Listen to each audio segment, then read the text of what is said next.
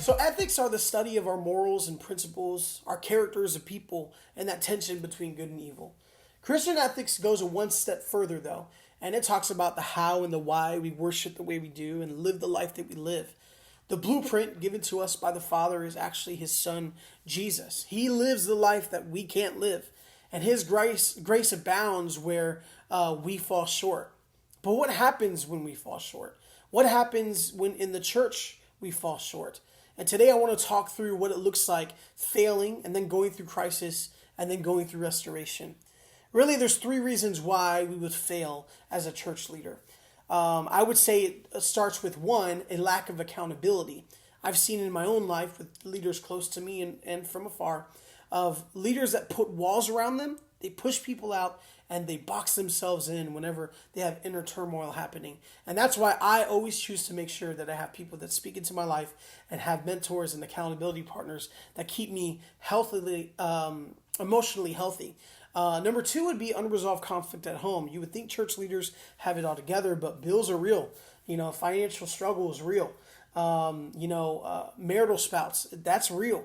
And, sometimes, unfortunately, if it's unhealthy at the home, you will see it spill out into the office and at the pulpit. Number three, I would say limited time spent with God. And you're saying to yourself, but if you're at the church all the time, shouldn't you be spending time with the Lord? My answer to you is that taking care of the business of the church can be quite daunting and sometimes distracting with our relationships with God. You got to think about the finance reports and then the staff meetings and sitting down with the elders and the different boards of the church. Those things can sometimes detract us and pull us away from what is really important, which is spending time with God. So we have to be intentional. So the failure has happened. How do we navigate that? If you're a staff member or if you're a board member, how do we navigate this crisis? I would say start with number one, seek legal counsel. You want somebody in your corner that has your back and specializes in crisis management. Number two, determine whether or not this is a criminal offense and a criminal report needs to be is required. So in other words, is this more of an internal moral failure with the person or were other people involved? Are there victims? You're going to be able to tell quickly whether or not you need one or not.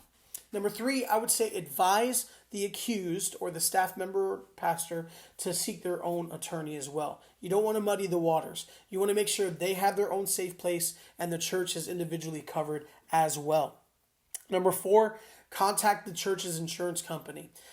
We don't just insure whether the four walls on the outside of the church, but we also insure and have policies for things that happen internally and inside the church. And those policies do exist. So you want to make sure your insurance company knows. Number five, develop a communication plan and specifically a person that specifically talks to the congregation. Transparency is going to be your ally in this. You want to be upfront and honest with the congregation. But you want to have one person that is responsible to communicate that to the congregation, to the media, and God forbid the authorities. You don't want 9 different stories or answers running around the community. Number six, investigate further, have your ducks in a row, make sure you know the fullness of the story, not just the first account, but the entirety of what's going on pertaining to the crisis that you're facing as a community. Number seven, make counseling available. The pastor or church staff member is going to feel alienated already. You want to make sure that you have people that are walking with that person, covering and loving them. And the same thing if there's any victims involved or if this has an adverse effect on the church community. We cover one another. Just remember that. So if we stop there, the church is navigating the crisis. That's great. But I want to talk about if this isn't a criminal offense, how do we restore our pastor? I would say ask for the confession.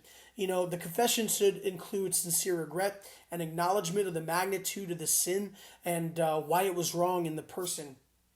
So be on the lookout for that. The other thing you want to be on the lookout, which is number two, is a change of attitude and behavior. Trust me, if they're repentant, you're going to see a check in their spirit and in their heart, and it is going to be evident from the outside that this person is repentant. And then number three, formulate a plan of accountability.